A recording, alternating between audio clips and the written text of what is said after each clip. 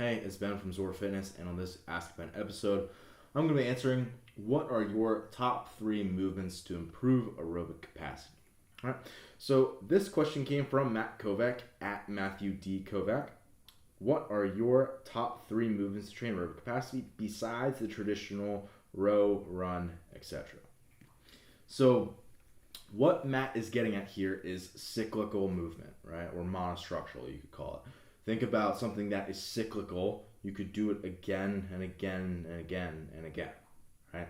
That's the idea, is that it's repeatable and it's basically the exact same motor pattern that you're able to repeat for a really long period of time. Think about like jumping rope.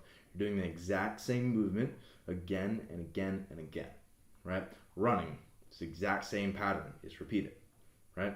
Rowing, air bike, skiing, all the ergs essentially, right? Are all cyclical, right? So we think about the qualities of cyclical movements, like why are they actually so effective for developing aerobic capacity? 3 things in my opinion. 1, they're low eccentric. So eccentric movements are the lowering phase of lifts, right? So think about like the lowering of a pull-up, the lowering of a squat, where the muscle's actively contracting, but it's elongating as it's contracting, right? So especially if we're not used to those movements, that's going to create a lot of damage as those kind of the fibers kind of slide across each other. It's going to create a lot of like tearing essentially, right? So think about anytime you have delayed onset muscle soreness like DOMS, you're basically in an environment where you either did a lot of volume, so you weren't accustomed to that, or you just weren't accustomed to movement. So it's unaccustomed eccentric contractions is what's going to make you sore, right? So low eccentric, that's one of the reasons why we can make this sustainable and repeatable, and that we can go back to it again and again and again, is how we actually improve capacity, right? 2, systemic. So it's the entire body system as a whole, right? So we're not just taxing a particular local muscle group. If we're doing wall balls and your shoulders blow up and that's what's stopping you, then it's not cyclical or sustainable because, again, we're having a local occlusion rather than a systemic response, right? And then lastly, we have to think about what is sustainable, repeatable, doable over time, that we can do this for 10, 20, 30 hours at a time, right? So if we think about like an Ironman, it's basically a triathlon where you have to swim over 2 miles, you have to bike 112, and then you have to run a marathon back to back to back, right? It takes the most elite people over 8 hours, right? So if you think about that, that is sustainable, right? That's a long time. So again, that's kind of what we're thinking about as we're doing this. Like, what qualities can we instill that's what's going to be the result? So next, what is actually aerobic capacity? We have to think about this, right? So aerobic capacity is kind of ill-defined. So I would say for most people, when they say aerobic capacity, they mean aerobic power, just because that's like the most common time domain for CrossFit, like that 10 to 20 minutes sort of thing. But how you develop that is through, like, if you're going to create like a progression, you're going to start in more like aerobic endurance and then progress that into aerobic power, right? So you're going to do longer, more enduring efforts that kind of yield themselves to shorter, more intense efforts.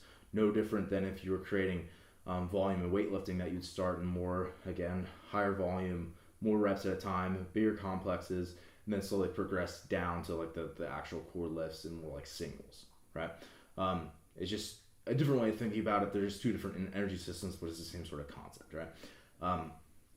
So I would go watch episode 6. This is a good time to do that if you haven't watched that yet, where I talk about basic aerobic function. So basic aerobic function is essentially saying like, what can we do to make these like functional movements, like something like snatches, right, for example, or burpees or box jumps or any of those things, what can we do to make them cyclical in the sense that we can make them lower eccentric, systemic, and sustainable, right? Like, what can we do to give those movements those qualities? And that's something that I prescribe frequently for my athletes during recovery days, or just if I don't want them to have a high stress session, right?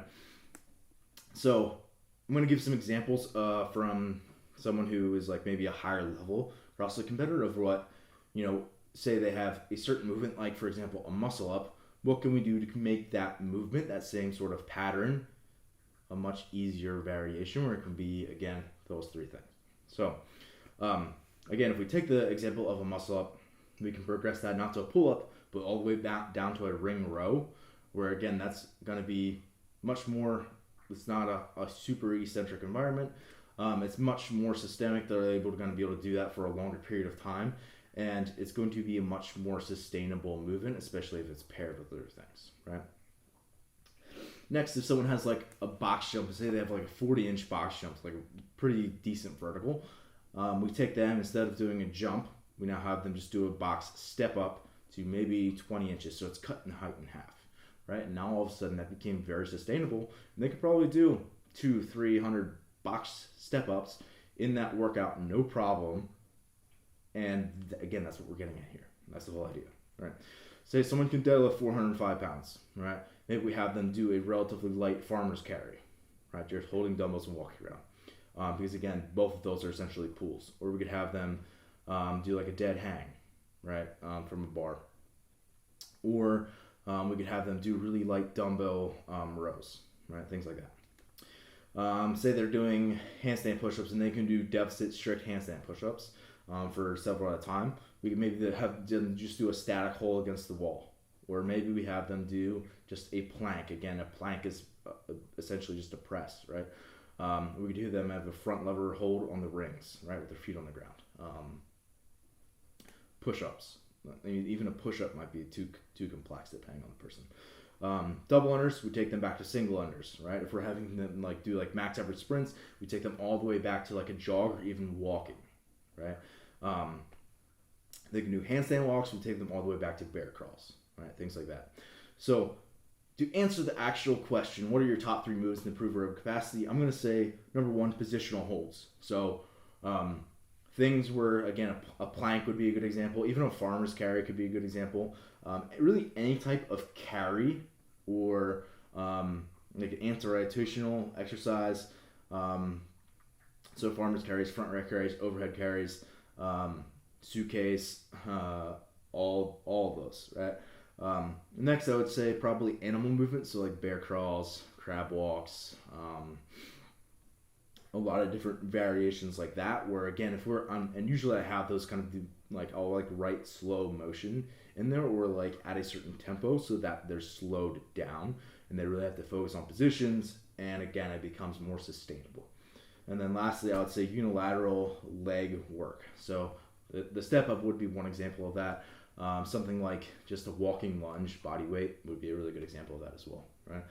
So if you want to go have more examples of that, just go over to episode 6 where I talk more about basic aerobic function. But then as you program all those examples that I talked about, as you program them, you want to have longer durations.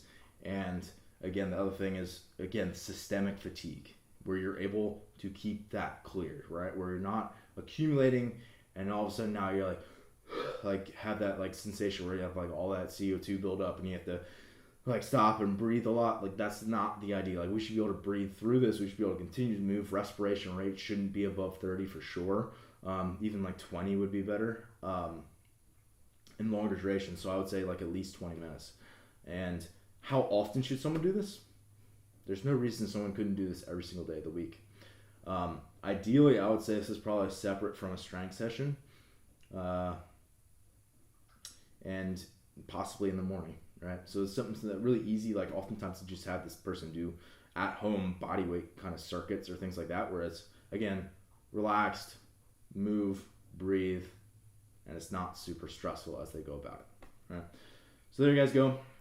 That's my top 3 movement kind of categories. I didn't really do specific movements to improve aerobic capacity. So if you got questions for future Ask Ben episodes, just go to the form below, fill that out, and I'll be sure to answer it as soon as I can get around to it. And then also go over to ZOARfitness.com for movement breakdowns and one-on-one coaching for the sport of fitness. Thanks, guys. We'll see you next time.